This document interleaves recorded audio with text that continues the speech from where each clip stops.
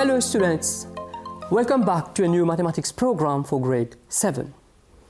In today's program, we're going to talk about the chapter sets. But before talking about the definition of sets, let's have a look around us to see how things are arranged in the real life. First, have a look at this book rack. You must have one at home where you collect all your books together. This is a pen holder which is used to collect pens, pencils, or the stationeries that you have at your place. This is a wardrobe where clothes are collected together. This is a shoe rack where all the shoes are put together. They are collected together. So you can see that you have different collections of objects at your place. Things are always collected or arranged to have an order. In mathematics, we call these collections or groups as sets. So at home, you have different sets of objects. In this program, you will learn about the definition of sets, examples of sets, how to write a set, what are finite sets, and finally, you're going to learn about infinite sets. So first of all, let's see what is a set. A set is a well-defined collection of objects. By well-defined, we mean same for everyone. That is, if we have a collection where everyone has the same definition for it, we're going to call it a set. These are some examples of sets. Days of a week. What are the days of a week? Of course, Sunday, Monday, Tuesday, Wednesday, Thursday, Friday, and Saturday. Will everyone give the same answer? Is this a well-defined collection? Of course, yes, because everyone will give the same answer. So, days of a week is a well-defined collection. We can call it a set. Let's take another example. Even numbers from 1 to 10. What are they? 2, 4, 6, 8, and 10. Will everyone give the same answer? Is this a well-defined collection? Of course, yes. So, even numbers from 1 to 10 is called a set. Now, consider 3 best fruits in Mauritius. What do you think? What are 3 best fruits in Mauritius? Well, when this question was asked to student A, the answer was lychees, longans, and guavas. When the same question was asked to student B, the answer was avocados, lychees, and mangoes. What do you think? Do you have the same preference as these 2 students? Or you have other preferences for 3 best fruits in Mauritius? Maybe you have a different answer. So we can see here that 3 best fruits in Mauritius is a collection, but it is not same for everyone. So we cannot call 3 best fruits in Mauritius a set.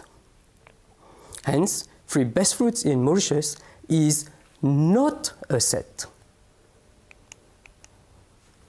Now let's see what is the importance of sets. Mathematics is all about numbers. Learning sets helps us to organize numbers. For example, even numbers, odd numbers, square numbers, factors of 12, multiples of 3, etc., etc. you can see that these are well-defined collection of numbers. In other words, these are sets of numbers. So, by collecting numbers together, it helps us to have an organization or grouping of numbers in mathematics. Let's have a look at the notations of sets. A set is usually denoted by a capital letter, whereas the members of the set are usually denoted by small letters or numbers. Now, let's see how to write a set. We use braces, also known as curly brackets, to show the members of a set. For example, the set A consists of all even numbers between 1 and 15. So we're going to write A is equal to the members of the set, that is even numbers between 1 and 15, 2, 4, 6, 8, 10, 12, and 14. To write it as a set, we have to put these members between braces or curly brackets. As you can see, we have used capital letter A to denote the set, and the members are written between curly brackets. Let's take another example. The set B consists of all square numbers less than 50. The square numbers are 1, 4, 9, 16, 25, 36, and 49. These square numbers have been written between braces or curly brackets. This is known as a set. We have used capital letter B, and we have put the members between braces or curly brackets. In fact, we have two types of sets, namely finite sets and infinite sets. A finite set is a set where we can count the number of objects in the set, whereas for an infinite set, we cannot. For example, consider the set M, which consists of all positive even numbers less than 15. We are going to have these members in the set M: 2, 4, 6, 8, 10, 12, and 14. Can you count the members? How many members are there in this set? Yes, there are 7 objects, 7 members. So this is a finite set because we have been able to count the number of objects or members in the set M. Now the set N consists of all positive numbers, positive even numbers. Can you count all positive even numbers? We have so many that we cannot count. So the set N is an infinite set. Now, look at these examples. You are going to state whether the following are finite or infinite sets. The first one, set of all students of your class, set of all positive integers, set of all grade 7 textbooks used in your school, set of all coniferous trees, set of all football players in the world. Let's take one by one. Set of all students in your class. Can you count them? Yes. So this is a finite set. The set of all positive integers. Can you count them? No. So this is an infinite set. Students, can you count all the grade 7 textbooks used in your school? Of course, yes. So how do we call this set? Yes, finite set. Set of all coniferous trees.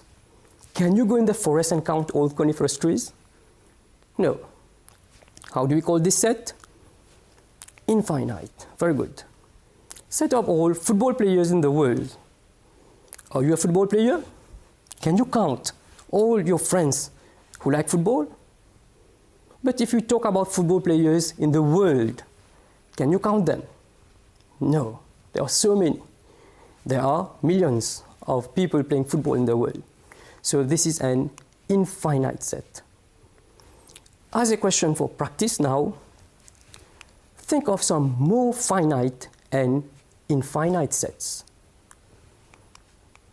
So students, in this video, we have learned about definition of sets, examples of sets, how to write a set, finite sets, and infinite sets.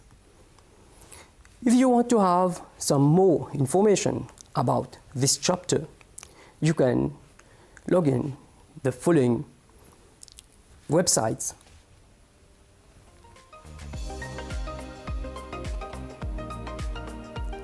So students, this video ends here. Remember that this is only the first part of the chapter sets. So see you soon for other parts of this chapter. Till then, goodbye.